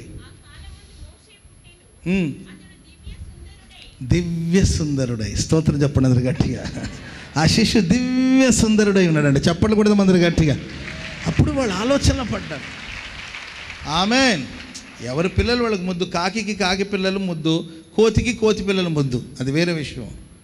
కానీ ఆ పసివాడిని చూసినప్పుడు దివ్య సుందరుడు, ఓ దివ్యమైన సుందరత్వం, సంథింగ్ స్పెషల్. ఈ అబ్బాయి ఎవరో అని వాళ్ళు గుర్తించారు. అందుకే కాపాడారు. లేకపోతే ఎవరు ప్రాణాల మీదకి తెచ్చుకుంటారు చెప్పండి? ప్రాణాల మీదకి ఎవరు తెచ్చుకుంటారు చెప్పండి? ఒక దివ్యసురుడు. ఎందుకంటే దేవుడు చూసిన చూపుతో ఆ పసివాడిని విశ్వాసమును బట్టి వాడు సుందరుడై ఉండుట చూశారు. దివ్య సుందరుడై ఉండుట వాళ్ళు చూశారు. కనుక లైఫ్లో ఏ సమస్యలు వచ్చినా, ఏ ఆపదలు వచ్చినా మీ కళ్ళతో కాకుండా దేవుని కళ్ళతో చూడండి. అది ఎండిపోయిన ఎముకలు, కానీ ఆ ఎముకలో యెహెజ్కేలు గొప్ప మహాసైన్యాన్ని చూశాడు. ప్రైజ్ ది లార్డ్ చెప్పండి గట్టిగా, హల్లెలూయా, హల్లెలూయా. చూడండి, గొల్యాతును చూసినప్పుడు దావీదు దేవుని చూపుతో చూశాడు, కానీ గొల్యాతు చిన్న వ్యక్తిగా కనిపించాడు. ఆమె అందుకే లైఫ్లో ఏం వచ్చినా దేవుని దృష్టితో మనం చూడాలి. జీవ మార్గాలు మనం నడిపించబడుతున్నప్పుడు, జీవ మార్గాలు మనం కొనసాగించబడుతున్నప్పుడు, మనం ఆరాధిస్తున్న దేవుడు మనం వెళ్ళిన చోటంతా జీవంతో నింపుతాడు, జీవంతో నింపుతాడు. ఆయన ప్రవచనం ఎత్తి మాట్లాడుతుండగా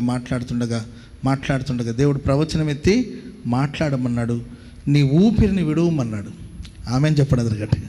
నాకు ఆ మాటలు విన్నప్పుడు చాలా ఆశ్చర్యం అనిపించింది. ఊపిరి వదలమంటున్నాడు. నీవు శ్వాసని ఆ ప్రజల మీద వదలమన్నాడు, ఆ ఎముకల మీద వదలమన్నాడు.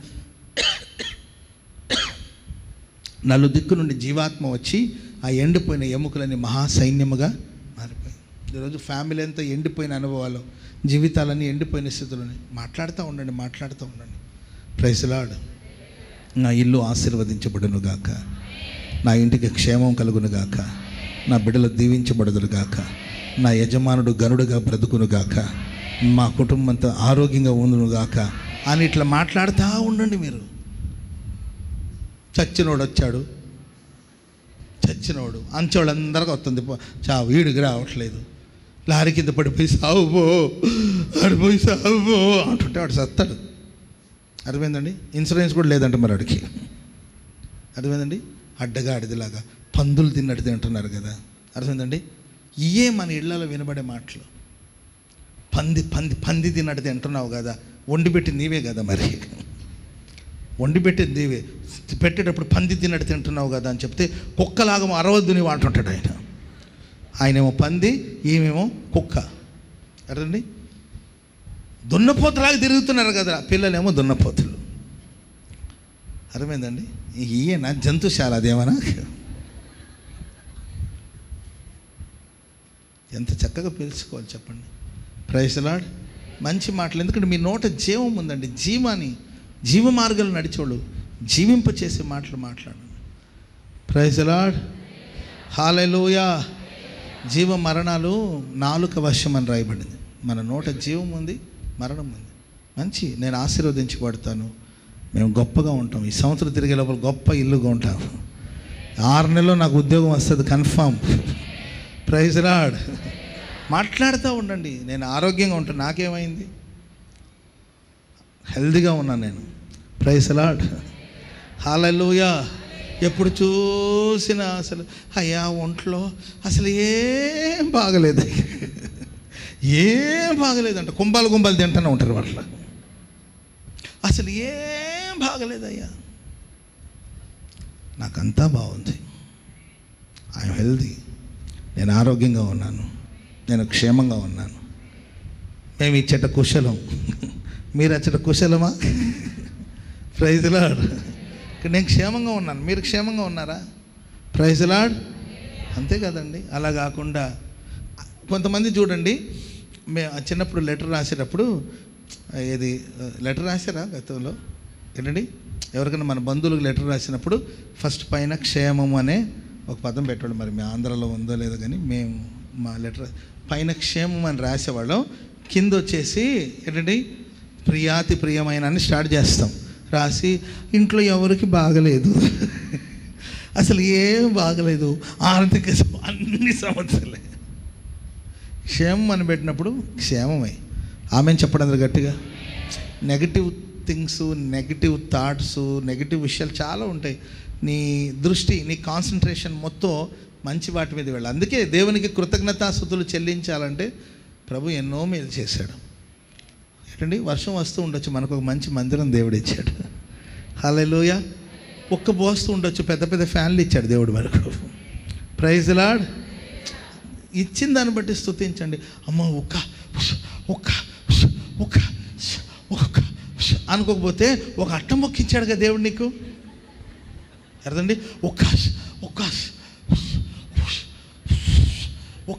ఒక్క అని అనకపోతే ఓ అట్టం మొక్కించాడు కదా దేవుడు. దాన్ని అట్లా ఇసురుకుంటూ ఉంటే హాయిగా ఉంటుంది అసలు.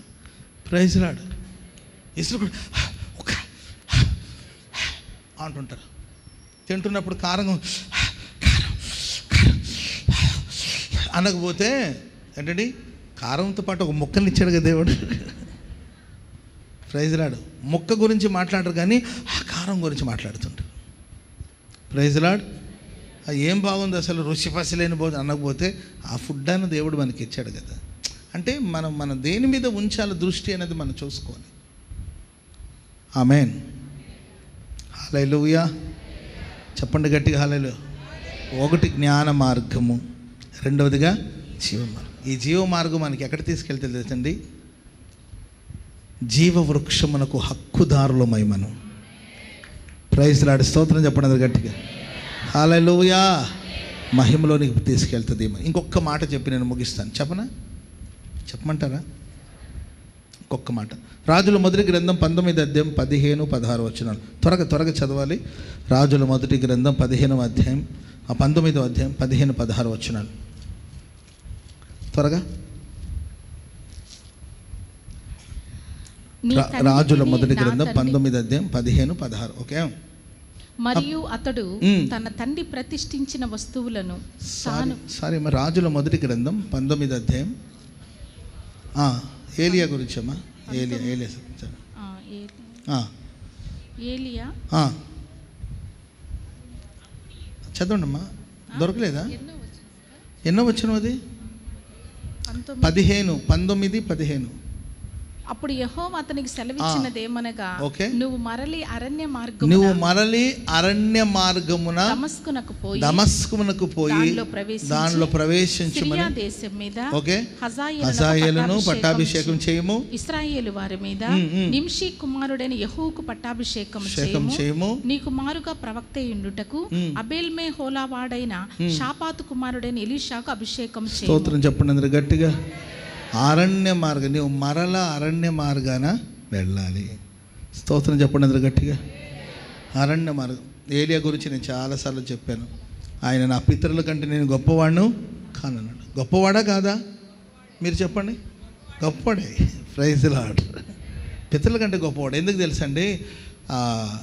ఏలియా చేసిన సేవ వంశావళి లేని సేవ. అది ఏ సేవ అండి? తల్లిదండ్రులు లేరు, వంశావళి లేదు. తల్లిదండ్రులు ఉన్నట్లు ఆధారాలు మనకు కనబడదు. అతనికి వంశావళి లేదు. దీన్ని మెల్కీసెదెకు క్రమం చొప్పున సేవ అని క్రొత్త నిబంధనలు మనం చూస్తాం. సేవలో 2 అనుభవాలు ఉంటుంది. అహరోను క్రమం చొప్పున జరిగిన సేవ. అహరోన్ అంటే అహరోన్ తర్వాత ఆయన పిల్లలు, ఆయన పిల్లల తర్వాత ఆయన పిల్లలు, ఆయన తర్వాత పిల్లలు. అది వంశావళి, వాళ్ళు తరతరాలకు సేవ చేయాలి. ఇది అహరోను క్రమంలో జరిగే సేవ. మెల్కీసెదెకు క్రమం చొప్పున అంటే మెల్కీసెదెకుకి తల్లిదండ్రులు లేరు, వంశావళి లేదు. ఆ మెల్కీసెదెకు క్రమం చొప్పున యేసయ్య సేవ చేశాడు. Praise the Lord. హల్లెలూయా.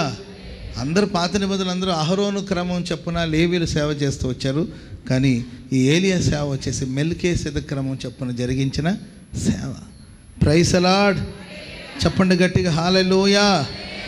ప్రియులారా, పాత నిబంధనలు అందరూ మరణించి సమాధి చేయబడి దేవుడి దగ్గరికి వెళ్ళారు.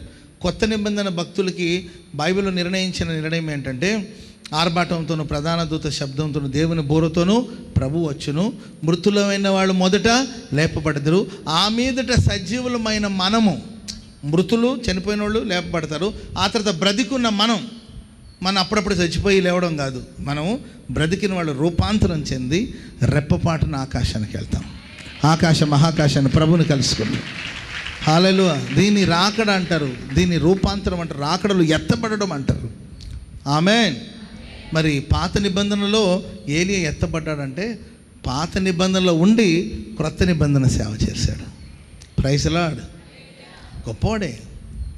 మనం నేనెంత, నా బతికెంత, పాపిని, పిచ్చిదాన్నయ్యా, పిచ్చిదాన్నయ్యా, అందుకే తలకు నూనె పెట్టుకోవట్లేదు అనమాట. పిచ్చిదానయ్యా, నేనెంత అయ్యా అటు అనకూడదు. మనం నీతిమంతులం, యేసయ్య రక్తం చేత కడగబడిన నీతిమంతులం, దేవుని ఆత్మ చేత కొనసాగించబడుతున్న వాళ్ళు మనం దేవుని పిల్లలం, దేవుని కుమారులం, కుమార్తెలం. Praise the Lord. సరే, ఏలియా ఏదో అతనుకున్న ఆ సమస్యలను బట్టి ఆ మాటలు విని, కొందరు మాటలు వింటే అంత కురుకు పుండులాగా ఉంటుంది, పాకుతుంటుంది, కొందరు మాటలు కంపరం పుడుతుంటుంది, కొందరు మాటలు, వాళ్ళ మాటలకు విరక్తి చెందుతుంటాం. మనం ఆ మాటలకు విరక్తి చెంది పరిగెత్తాడండి. ఒక రోజు మాత్రమే, మనుషుల మాటను బట్టి మనం వెళితే ఒక దిన ప్రయాణం మాత్రమే చేశాడు. కానీ ప్రియులరా, దేవుని మాట విన్నాడు. ఆకాశం నుండి వచ్చిన, లేకపోతే నిప్పుల మీద కాల్చబడిన రొట్టెను, నీళ్లను ఆయనకు అందించారు. ఆ ఫుడ్ తిని, ఆహారం తిని 40 రోజులు దివారాత్రులు ప్రయాణం చేశాడు. ఆమేన్. మనుషుల మాట మనల్ని ఒక దిన ప్రయాణం కూడా మనం చేయలేము. కానీ దేవుడు మనల్ని బలపరిస్తే శక్తికి మించిన ప్రయాణాన్ని ప్రభు మనకు సిద్ధపరిచాడు. అలుపు లేకుండా మన ప్రయాణం చేయబోతున్నాం. ఆ తర్వాత దేవుడు మాట్లాడి, ఏలియా, ఇక్కడేం చేస్తున్నావు? నువ్వు మరలా అరణ్యం వైపున వెళ్ళాలి. అరణ్య మార్గం, అరణ్యం అనేది మనకు ఎన్నెన్నో జీవిత సత్యాన్ని నేర్పిస్తుందండి. అరణ్యం మనకి ఎన్నో పాఠాలు నేర్పిస్తుంది. దైవజనులు యేసన్న గారు అంత గొప్ప సేవకులుగా మారారంటే వారు నడిచిన అరణ్యపు అనుభవాలు ఎన్నెన్నో పాఠాలు నేర్పిస్తుంది. అరణ్యం అంటే ఎవరు ఉండరు, దారి తెలియదు, దిక్కు తోచదు. అరణ్యంలో ఎండమావులు, నేను గతంలో కూడా మీకు చెప్తానే ఉంటాను, ఎండమావులు దూరం నుండి చూస్తే ఏదో ఉన్నట్టు ఉంటుంది, అక్కడికి వెళ్ళి చూస్తే ఏముండదు, మోసం. మనుషులు ఉన్నారని, ఎవరో వస్తారని ఎక్స్పెక్టేషన్ పెట్టుకుంటాం మనం. ఎవ్వరు రారు, ఎవ్వరు ఉండరు. మన చుట్టూ 100 మంది 1000 మంది ఉన్నట్లు మనకు అనిపిస్తుంది. ఒక్కొక్కసారి ప్రియులారా, ఎవరు ఉండరు. అపార్థాలు చేసుకునే మనుషులు, నిందించే మనుషులు, అరణ్యపు అనుభవాలు కొన్నిసార్లు. దాహము, ఆకలి, పాములు, తేళ్ళు, విష సర్పాలు. Praise the Lord. హల్లెలూయా. విష సర్పం లాంటి మనుషులు, కట్లపావు లాంటి మనుషులు, తేళ్ళు లాంటి మనుషులు. తేళ్ళు చూసారా మీరు? తేళ్ళు ఎప్పుడైనా చూసారా? ఎట్టుంటుంది తేళ్ళు చెప్పండి? తేళ్ళలాగే ఉంటుంది అంటారేమో. మీరు తేళ్ళను ఒకసారి, ఒకవేళ మీకు కనిపించకపోయినా సరే మీరు గూగుల్లో సెర్చ్ చేయి చూడండి, తెలుస్తుంది. తేళ్ళు ఎట్టుంటుందంటే దాని 2 చేతులు ఇట్టుంటాయి.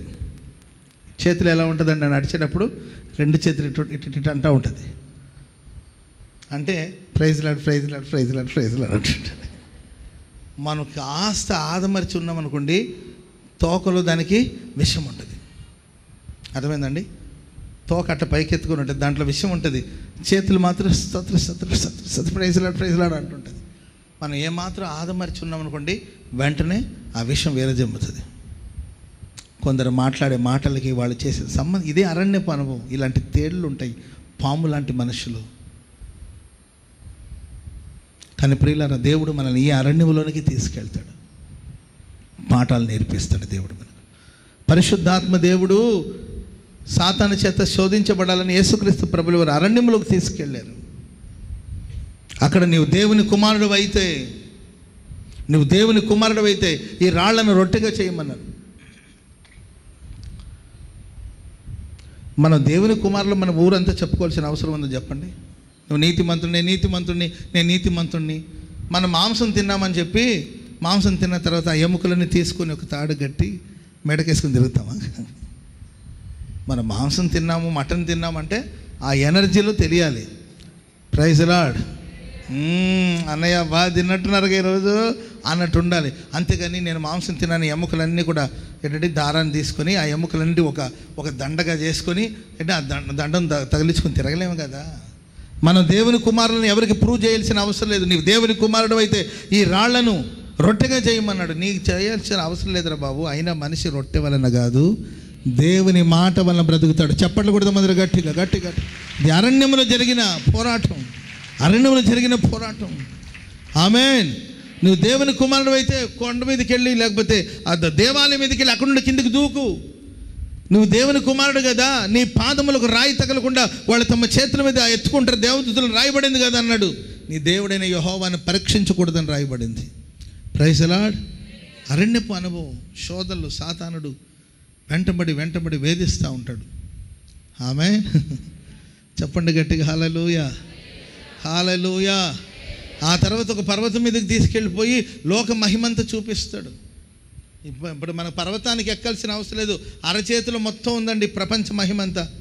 ఏంటో అరచేయి చెప్పాలి, సెల్ ఫోన్లో ప్రపంచ మహిమంతా. కొందరు వేలు అంటనే ఉంటారు. చిన్నపిల్లలు ఆడుకోడు. Praise the Lord. ఎంతేక ప్రపంచ మహిమంతా దాంట్లోకి వచ్చేసింది అనమాట. లోక మహిమంతా చెప్పి ఇవన్నీ నీకు ఇస్తాను, నువ్వు నాకు సాగిలపడమన్నాడు. మన ఆరాధనకు యోగ్యుడు దేవుడు మాత్రమే. సాతానుడా అని దేవుడు గద్దించి శరీరాశని, నేత్రాశను, జీవపు డమ్ము మన ప్రభు జయించాడు. సో అరణ్యాన్ని ఎప్పుడు అపార్థం చేసుకోవద్దు. అరణ్యం నుండి నువ్వు బయటకు వచ్చినప్పుడు నువ్వు రూపాంతరం చెంది ఒక పరిపూర్ణమైన వ్యక్తిగా మారుతావు. హల్లెలూయా. నా సేవా అనుభవంలో ఎన్నో అరణ్యపు అనుభవాలు, ఎన్నో కలవరాలు, ఎన్నో శ్రమలు, ఎన్నో పోరాటాలు. ఊరికే ఈ స్థాయిలో, ఈ స్థానంలో ఏం నిలబడలేదండి. ఎన్నెన్నో పోరాటాలు ఎదుర్కొన్నాం. ఎన్నెన్నో తిండికి లేకుండా, వస్త్రాలు లేక, ఏంటంటే ఫైనాన్షియల్గా బాధపడిన సందర్భాలు అవి వేరు. మానసికంగా కృంగిపోయిన సందర్భాలు, నిందలు, అవమానాలు, దూషణలు, ఇవన్నీ కూడా లైఫ్లో ఎన్నో చూసాం. అవి ఏది మమ్మల్ని పాడు చేయలేదండి.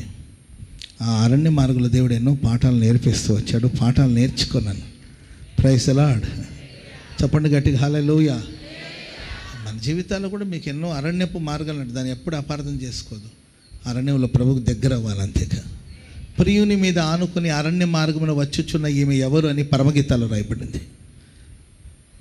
అరణ్యవాసమే నాకు మేలాయేను,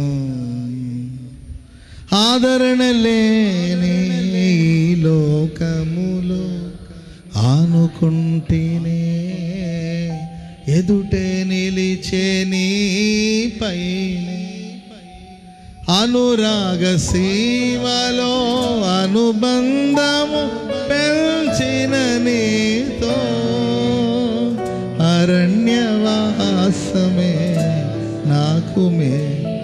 ఎంత అద్భుతమైన సాహిత్యం అండి, ఎంత అద్భుతమైన సాహిత్యం. దైవజలేసన గారు రాసిన పాట. ఆమె అరణ్యవాసం, అది అరణ్యవాసలా కనిపించిన అది అనురాగ సీమ. చప్పట్లు కొడదాం అందరూ గట్టిగా. హల్లెలూయా, హల్లెలూయా. అనురాగ సీమలో అనుబంధం పెంచిన నీతో అరణ్యమైన హాయిగానే ఉంటుంది. హల్లెలూయా. అరణ్యమైన ప్రభు ఉంటే హాయిగా ఉంటుందండి. ప్రార్థన చేసుకుందామా? దయచేసి అందరూ లేచి నిలబడండి. స్తోత్రం, స్తోత్రం పరిశుద్ధుడా, ప్రేమ స్వరూపి, స్తోత్రం, స్తోత్రం, స్తోత్రం నాయన. ప్రభా, ఈ యొక్క ఉదయకాలం అందు తండ్రి మీరు మా మధ్యలోనికి వచ్చి తండ్రి యేసయ్యా చక్కని వాక్యంని మాకు బోధించారు దేవా. స్తోత్రం, స్తోత్రం, స్తోత్రం తండ్రి. సహాయం జీవ మార్గాన్ని మీరు మాకు బోధించినందుకై స్తోత్రం, స్తోత్రం. జీవ మార్గంలో తండ్రి నడుచుకుని తండ్రి మీ యొక్క జీవాన్ని అనుభవించి తండ్రి సాక్షులమై ఉన్నట్టుకు సహాయం చేయండి దేవా. స్తోత్రం, స్తోత్రం, స్తోత్రం. ప్రభా, ఉదయకాలం తండ్రి అనేక ప్రాంతాల నుంచి ఆమె మీ బిడ్డలందరినీ తండ్రి తీసుకుని వచ్చారు నాయన. తండ్రి మా అమ్మ ఒక్కొక్కరితో మమ్మల్ని ఒక్కొక్కరిని వాక్యం ద్వారా దర్శించినందుకై స్తోత్రం, స్తోత్రం తండ్రి. వాక్యాన్ని విని దాని ప్రకారం జీవించుటకు సహాయం చేయండి యేసయ్యా. స్తోత్ర, స్తోత్ర, స్తోత్ర. కనికరించు నాయన, సహాయం చేయండి తండ్రి. స్తోత్రం, స్తోత్రం, స్తోత్రం తండ్రి. మీరే ఆరాధన అంతా ఆశీర్వదించినందుకై స్తోత్రం, స్తోత్రం, స్తోత్రం, స్తోత్రం. పాస్టర్ గారిని బలపరిచి వాడుకున్నందుకై స్తోత్రం, స్తోత్రం, స్తోత్రం, స్తోత్రం. యేసయ్యా మీరే కనికరించండి ఆయన తండ్రి. రెండో ఆరాధన కూడా మీరు ఆశీర్వదించండి దేవా. స్తోత్రం, స్తోత్రం. వాక్యం సాతాను ఎత్తుకొని పోకున్నట్టు తండ్రి వాక్యం చేత మా హృదయాలు స్థిరపరిచి బలపరచండి తండ్రి. వాక్యం చేత కట్టబడి చక్కగా వాక్యంలో ఎదుగునట్లు అయ్యా తండ్రి సహాయం చేయండి దేవా. స్తోత్రం, స్తోత్రం, స్తోత్రం.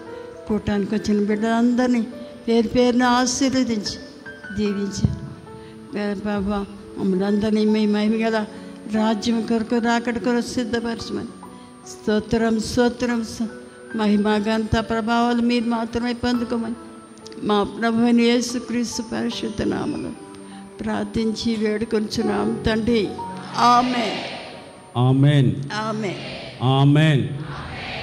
మన తండ్రి అయిన దేవుని ప్రేమ, కుమారుడైన యేసుక్రీస్తు వారి యొక్క కృప, పరిశుద్ధాత్మ దేవుని అన్యోన్య సహవాసము, సన్నిధి, సమాధానము, సంతోషము సర్వలోకంలో ఉన్న సమస్త పరిశుద్ధులకు, ఈ ఆరాధనలో పాల్గొన్న వారికి, లైవ్ వీక్షించిన వారికి, దేవుని వాక్యం ప్రకటించిన తన దాసునికి, జీవ మార్గంలోను జ్ఞాన మార్గంలోను అరణ్య మార్గంలోను నడిపించబడాలనే తీర్మానంతో ప్రార్థన చేసుకున్న వారందరికీ మహాదేవుని కృప మహిమ కలిగిన రాకడ వరకు తోడై ఉండి నడిపించునుగాక.